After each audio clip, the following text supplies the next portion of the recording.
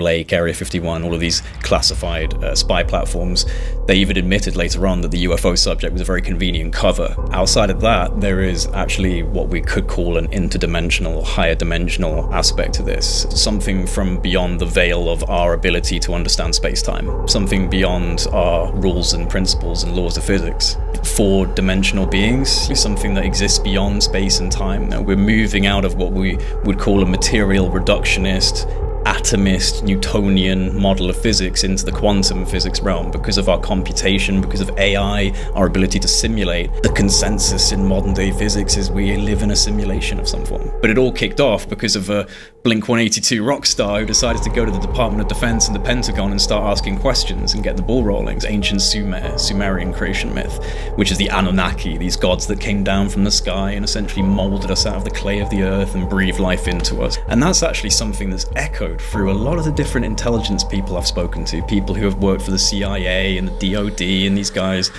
They all seem to believe, or at least hold a lot of space for the ancient creation myths, which kind of gets into probably a deep end topic, which is were we in some way engineered as a species? It's a very, very big universe. The idea that there could be spacefaring civilizations, likely. Quantum physics and quantum models are starting to look at reality in a way that's completely different, saying it's almost computational and simulation-like. All right, I'll hold space for something that could be able to come through that simulation, what we might call higher dimensional, from another aspect of reality, piercing through the veil into ours. In, I want to say it was Close Encounters of the Third Kind, French computer scientist Jacques Vallée.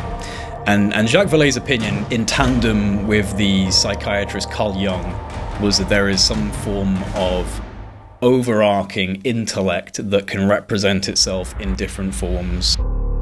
I think another issue with the UFO subject is it has been purposefully saturated with disinformation from both the intelligence community and from just grifters, people that just want to make money and go to the conferences and say that they're speaking to people when they're not really speaking to people. And that's been happening for decades. And would you put Luis Elizondo in that same category? I put Luis Elizondo in the category that he's defined himself as a counterintelligence officer. And the remit of a counterintelligence officer is to disrupt a group cohesion in any way that's actionable for what they're trying to achieve. Do you think David Grush, David Fravor, they're part of the same cabal? Or? It's not a cabal, man. Like, you got to understand that there is a group of people in the government who've been obsessed with this subject for decades. It started off with people in what they called NIDS, the National Institute of Discovery Science, which was set up by a rich hotel magnate called Robert Bigelow. Yeah. And, you know, this is back in the day, and they were interested in a place called Skinwalker Ranch, which a lot of people have heard of because there's a TV series about that now.